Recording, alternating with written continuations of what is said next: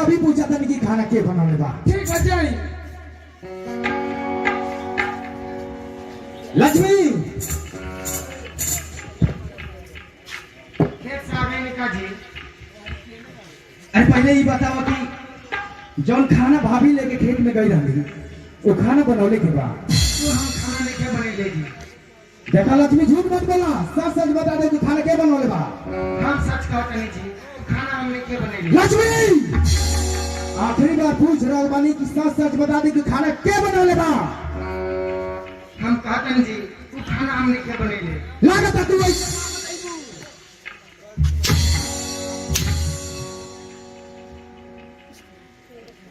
अभी भी पूछ रहा बानी कि सच सच बता दे कि खाना के बनौले बा। देखिए जी, हम पूजा करत नहीं, दीदी कहले खाना बनाए के, तो हम खाना ना बनेंगे। और दीदी हमरा के बहुत कुछ कहले। एक मतलब कि खाना बड़की भाभी ही बनौले बाड़ी। ऐसा तो लगा था कि दीदी खाना बने बाड़ी। ताकि वो हमरा से झूठ कह दे, लेकिन तू हमरा के माफ कर दे लक्ष्मी। अरे अनजाने में हम तोरा पे हाथ उठा देनी। अच्छा ठीक बा, तू अंदर जा, हम आज जाके पूछा तनी भाभी की आखिर हमरा से झूठ काहे बोलली है। ठीक बा जी। ठीक बा, तू जा। भाभी क्या बोल देवर जी? का भइल देवर जी? अरे झूठ बोलम तोहरा तनको शर्म ना आई? खाना बना के खेत में लेके आइलू तू, इल्जाम हमार पत्नी लक्ष्मी पे लगा देलू। के पूजा छोड़े कोई काम ना लोकत रहे। ऐसे कि घर के रीति रिवाज है, जब तक घर में पूजा ना हो गेला तब तक खाना ना बनेला। हम जब कहे तो नहीं घर में हो। अगर तू हमार भाभी ना रहतू ना तो ई रमेश के हाथ आराम पर उठ जाई।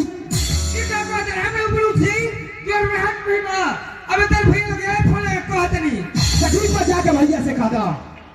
लेकिन अब हम चाहते नहीं कि जब तक पटना भाई से भैया घर और ना आइए तब तक अब घर के कोनो काम ना हुई। ना हुई तो आज से घर के सब काम काज बंद। हाँ बंद हो जाई।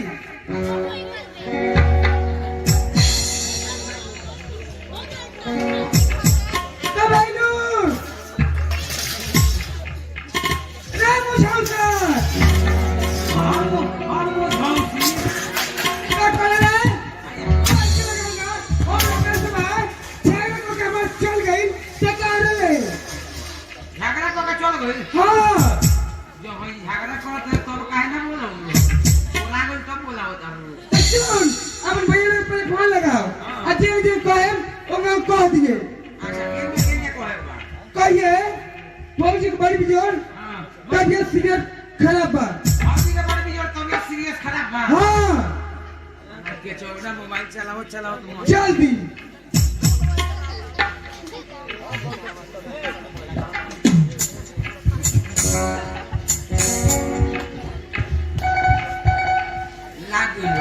जल्दी।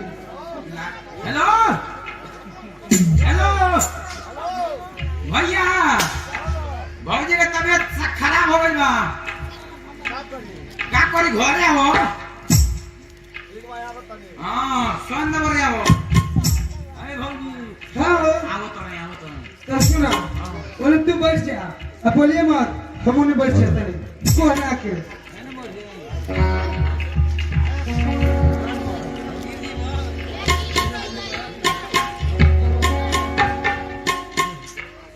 हेलो कहत रहे कि भैया जल्दी से घरे आवा, भौजी की तबीयत खराब बा। घर तो हम चले बानी लेकिन क्यों नजर नहीं किया।